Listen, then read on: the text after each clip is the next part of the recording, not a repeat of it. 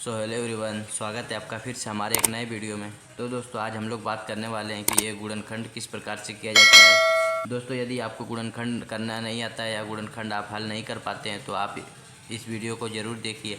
मैं आपको गारंटी देता हूं कि यदि आप यह वीडियो देख लेते हैं तो आपको गुणनखंड आ ही जाएगा। एकदम आसान तरीके से दोस्तों हम इसको हल करेंगे। चलिए हम इसको हल करते हैं। तो दोस्तों यहाँ पर सबसे पहले हमें दिया गया x² - 7x प्लस 12 और बराबर 0। दोस्तों कहीं कहीं आपको यह बराबर 0 नहीं भी दिया जाता है, इससे कोई भी फ़र्क नहीं पड़ता, क्योंकि यदि आप जब छोटे क्लासेस में होते हैं तो ये बराबर 0 आपको नहीं दिया जाता है। ये बराबर 0 आप लगाओ या ना लगाओ कोई बात नहीं है, ये रहे तभी कोई बात नहीं है, ना रहे तभी कोई बात नहीं, इससे कोई फ़र्क सवाल में नहीं पड़ेगा। तो चलिए दोस्तों इस क्वेश्चन को हम लोग हल करते हैं एकदम आसान तरीके से, आपको सीधा दिमाग में घुस जाएगा। तो यहाँ पर हम लिखते हैं सबसे पहले हल। तो दोस्तों इसको हल करने के लिए एक कॉन्सेप्ट होता है जो कि बहुत ही ज़रूरी होता है। यदि आपको वह कॉन्सेप्ट नहीं पता होगा तो आप इस क्वेश्चन को हल नहीं कर पाएंगे। सबसे पहले हम क्या करते हैं, यदि इस x² के गुणांक में कुछ होता है तब यहाँ पर देखिए x² के गुणांक मतलब 1 है, जहाँ कुछ नहीं रहता वहाँ एक मान होता है, यानी कि x² का गुणांक 1 है।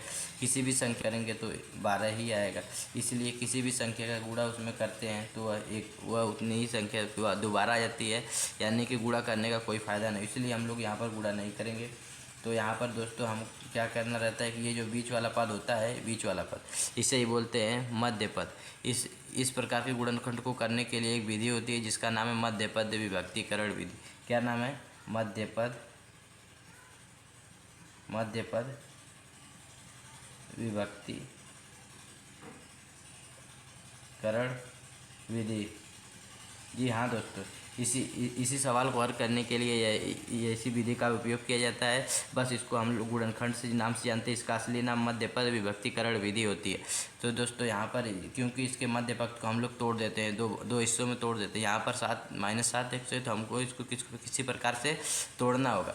तो इसके तोड़िए दोस्तों, इस बीच वाले पद को हम लोग तोड़ते हैं, यानी कि इस बीच वाले पद को इस तरीके से तोड़ना रहता है। पहले जो पहला वाला पद है उसको ज्यों कहते हैं उतार देते हैं, उसे कोई भी चेंजिंग नहीं करते हैं पहले पद में। आप दूसरे पद माइनस का चिन्ह है तो ऐसे उतार देंगे दोस्तों। अब दोस्तों हमें ऐसा कुछ करना है कि ये जो लास्ट वाला पद होता है, लास्ट वाला पद गुणा करने पे उतना आ जाए, और या जोड़ने या घटाने पे ये बीच वाला पद आना चाहिए। तो दोस्तों इसके लिए आइए हम लोग समझते हैं एक अच्छी टेक्निक। जैसे कि दोस्तों यहाँ पर दिया है -7x और यहाँ पर +12 है। तो दोस्तों मैंने क्या किया, गुणा करके 12 लाना है, प्लस का 12, मतलब कि माइनस का नहीं आना चाहिए। गुणा करके +12 का लाना है और जोड़ने या घटाने पर -7 लाना है। यदि आप लोग जोड़ने घटाने मतलब किस में से घटाया जाए या बड़े में से छोटे में से घटाया जाए, इसमें आपको दिक्कत होती है कि मैं दोस्तों आपको एक ट्रिक बताऊंगा, वो भी एकदम आसान तरीके से। आप लोग बस झट से देखते ही समझ जाएंगे किस में किसे घटाना है। तो दोस्तों चलिए इसको बात करते हैं। जैसे कि यहाँ पर जब भी इस प्रकार का क्वेश्चन आपको दिया जाए तो यहाँ पर लास्ट वाले पद में देखना है कि ये प्लस का है कि माइनस का। जैसे ये वाला चिन्ह देखिए दोस्तों, ये वाला प्लस का, ये चिन्ह ही बताता है कि दोस्तों जोड़ने पर आएगा 7 या घटाने पर आएगा। यानी कि दोस्तों यह चिन्ह बताएगा कि ये जो बीच वाला पद है या जोड़ने पर आएगा कि घटाने पर आएगा। यानी कि दोस्तों बीच वाला पद प्लस है, प्लस का मतलब जोड़ना ही होता है, यानी ऐड करना होता है। तो इसका मतलब किसी भी ऐसी दो संख्या होंगी जिसको ऐड करने पर तभी 7 आएगा, नहीं तो नहीं आएगा। तो उस संख्या को चलिए हम लोग ढूंढते हैं। आप लोगों को मन से ऐसे सोचना होगा कि वो कौन सी संख्या हो सकती है। तो जैसे यहाँ पर इसको मैं मिटा देता हूँ। जैसे दोस्तों हम लोग यहाँ पर देख सकते हैं कि अब किसी ऐसे संख्या को लेना जो 12 जिसको गुणा करने पर 12 आ जाए और जोड़ने या घटाने पर 7 आए।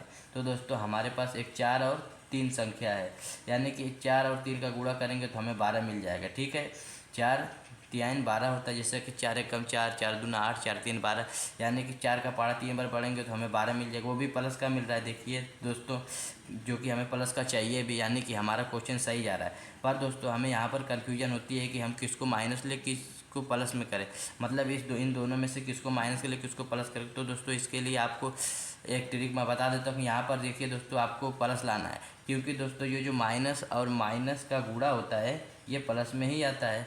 अगर माइनस माइनस का आपस में गुणा होगा तो प्लस आएगा। तो दोस्तों इसीलिए हम इसको दोनों को माइनस करना होगा। इसको दोनों को माइनस करने पर ही तभी यहाँ जाकर प्लस आएगा। ठीक है, और जब इसको -4 और -3 को हम लोग जोड़ेंगे, जैसे यहाँ पर देख लीजिए जब हम -4 और -3 को हम लोग जोड़ेंगे तो कितना आएगा, ये -4 तो -4 आ जाएगा, ये प्लस और माइनस माइनस हो जाएगा -3, और इधर दोस्तों जैसे चार समान समान चिन्ह है तो ये जुड़ जाएंगे, जैसे -4 ये -3 तो ये -7 हो जाएगा। तो दोस्तों आप लोग यहाँ पर देख सकते हैं कि हमें जो लाना है -7 वो आ चुका है, हमें यानी कि -7 लाना था किसी भी तरीके से, वो -7 आ चुका है। और गुणा करने पर हमें 12 आ रहा है, वो भी 12 प्लस का चाहिए था और 7 माइनस चाहिए था, हमें मिल गया। यानी कि हमारा ये सवाल क्वेश्चन हो गया। अब इसको लिखना कैसे दोस्तों, बस दोस्तों आपकी इस क्वेश्चन में यही करना रहेगा कि किस संख्या को ऐसे प्लस करें या माइनस करें जिससे कि हमें जो नंबर चाहिए प्लस का और माइनस का वो सटीक आ जाए। बस दोस्तों इसी में यह कॉन्सेप्ट है और यह पूरा सवाल हल हो जाता है और कुछ नहीं इसमें। तो यहाँ पर हमें माइनस चिन्ह था, माइनस चिन्ह उतार देंगे। इतना स्टेप तो हम लोग सेम करेंगे, यानी कि पहला पद उतार देंगे और माइनस जो जो चिन्ह रहेगा यहाँ पर उतार देंगे, ठीक है। और जो यहाँ पर चिन्ह रहेगा उसी के अकॉर्डिंग इस इनमें चिन्ह लगेगा। यानी कि यहाँ पर माइनस रहता तो हमें पता चल जाता कि नहीं घटाने पर 7 आएगा, लेकिन यहाँ पर प्लस है तो हमें यह समझ जाना होगा कि नहीं अब यहाँ पर जो प्लस है तो जोड़ने पर ही 7 आएगा किसी भी हाल में, चाहे वो दोनों माइनस का हो, चाहे एक प्लस माइनस का हो, चाहे दोनों प्लस का हो। यानी कि हमें 7 तभी आएगा जब हम जोड़ेंगे उन अंकों को तभी। तो दोस्तों अब यहाँ पर -7 उतार दिए हैं। अब दोस्तों इसके बाद क्या करना है, तो गाइज बस आपको यहाँ तक करने के बाद जो यहाँ पर हम लोगों को लेना था दोनों अंक जो मिले थे, यानी कि 4 और 3 को गुणा करने पर 12 आ रहा है और 4 और 3 को जोड़ने पर 7 आ रहा है, लेकिन हम लोगों को -7 चाहिए तो दोनों का माइनस करेंगे। दोनों को यहाँ पर जब हम माइनस किए हैं जोड़ के माइनस करके तब जोड़ें तब जाकर हमें -7 मिला है। तो दोस्तों अब बस हम इन्हीं दोनों अंकों को यहाँ पर लिख देना है, पर यह x दोनों के साथ आएगा दोस्तों। माइनस यहाँ पर लिखा गया -4 और ये इसके भी साथ आएगा, -3 है तो -3 लिख देंगे और यह x इसके भी साथ आएगा। और ये जो लास्ट वाला पद है इसको ज्यों करते हैं उतार देंगे, मतलब 12 ये बराबर 0, यह बराबर 0 यदि आप नहीं लिखते हैं तो भी कोई दिक्कत नहीं है, और लिखते हैं तो भी गलत नहीं होगा, चाहे लिखें चाहे ना लिखें। तो दोस्तों हम देखिए यहाँ पर क्वेश्चन हमारा जहाँ तक लगभग सॉल्व हो चुका है। बस दोस्तों हमें क्या करना है, ये पहला वाला स्टेप ऐसे ही उतार देना और लास्ट वाला पद ज्यों करते हैं उतार, बस हमें यह मध्य पद यानी बीच वाले पद को तोड़ना रहता है। हम लोग अब यहाँ पर देखते हैं दोस्तों, यहाँ भी x है और यहाँ भी x है, x यहाँ भी है और x यहाँ भी, तो हमें यह कॉमन ले लेना होगा। यहाँ से हम एक x को कॉमन ले लेते हैं दोस्तों। अब यदि आप लोग को ये समझ में नहीं आ रहा है कॉमन क्या होता है, कॉमन मतलब दोस्तों सीधा होता है भाग देना। जैसे कि यहाँ कॉमन मतलब दोस्तों भाग ही देना होता है, कॉमन का अर्थ यही होता है कि भाग दे दो। तो हमें x यहाँ एक भी है, यहाँ भी, यहाँ 2x यहाँ 1x, यानी कि 1x हम लोग कॉमन ले लिए। तो यहाँ से यहाँ 2x है, देखिए x घात 2 यानी कि 2x है, तो एक x यहाँ से कॉमन लिए तो एक x बचा, माइनस का चिन्ह -3 उतार देंगे। एक यहाँ तो एक ही x था ना, इसकी कोई घात नहीं है, यानी कि इसकी एक घात मतलब ये एक x एक ही है, तो एक x यहाँ से कॉमन ले लिए तो यहाँ कुछ भी नहीं बचा, यानी कि x बचा नहीं, तो बस यहाँ 4 बचा, 4 को उतार दिए। फिर दोस्तों यहाँ पर इसका काम ख़त्म हो गया, इतना काम ख़त्म हो गया।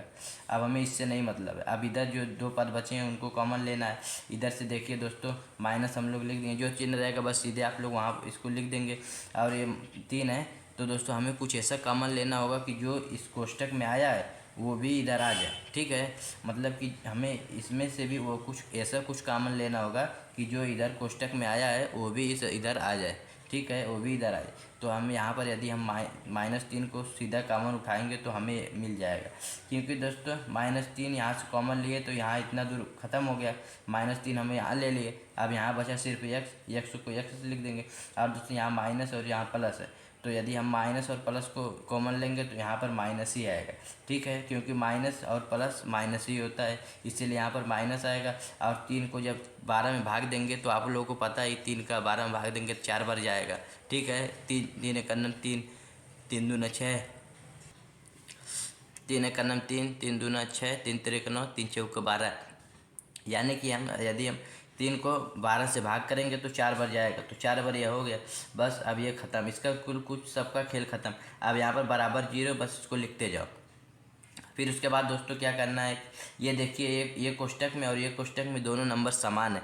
जब दोस्तों गुणनखंड करते समय यदि इस कोष्टक का और इस कोष्टक का नंबर यानी संख्याएं समान आ जाए, मतलब जो एक कोष्टक में हो वही इस कोष्टक में, तो समझ कि ये समान है और ये 2 बार है, तो हम लोग क्या करते हैं इसको एक बार लिख लेते हैं। तो एक बार इसको लिख लेंगे, एक बार इसको लिखने के बाद दोस्तों अब ये ख़त्म हो गया, क्योंकि ये 2 बार था, इसको हम लोग एक बार लिख दिए। अब x ये और -3 ये, इसको एक बार लिख लेते हैं। बस दोस्तों हमारा क्वेश्चन सॉल्व। और आप क्या करेंगे, एक बार इसको उठा करके 0 के बराबर रख देंगे और एक बार इसको 0 के बराबर उठा कर रखें। तो देखिए इस, यानी पहले इसको रखते हैं, x-4 बराबर 0 रख दिए, तो x या -4 का उधर जाएगा तो +4 का हो जाएगा, क्योंकि जब भी अंक अपना पक्ष बदलते हैं तो पक्ष के साथ उनका चिन्ह भी बदल जाता है। दूसरा वाला भी, इसको भी 0 के बराबर उठा कर रखेंगे, यानी x-3 को 0 के बराबर उठा कर रख दिए। यहाँ पर भी जब यह -3 इधर से उधर जाएगा, यानी जब भी कोई अंक अपना पक्ष बदलेगा तो तो उसका भी चिन्ह बदल जाएगा, यानी -3 इधर है तो इधर जाएगा तो +3 हो जाएगा। तो दोस्तों यहाँ पर जगह कम पड़ रही थी, यानी कैमरा बाहर आ गया था। तो दोस्तों यहाँ पर आप देख लीजिए, इधर -4 है और जब यह अपने पक्ष से उधर जाएगा तो +4 हो जाएगा। तो दोस्तों यही हमारा उत्तर हो गया बस, और गुणनखंड में कुछ करना नहीं है। यदि दोस्तों ये वीडियो आपको समझ में आया, आप लोगों को गुणनखंड करना सीख गए हैं, तो इस वीडियो को लाइक कर दीजिए और चैनल को सब्सक्राइब कर दीजिए। ऐसे ही गणित के बेस क्वेश्चन हम लोग आप लोगों को लाते रहेंगे।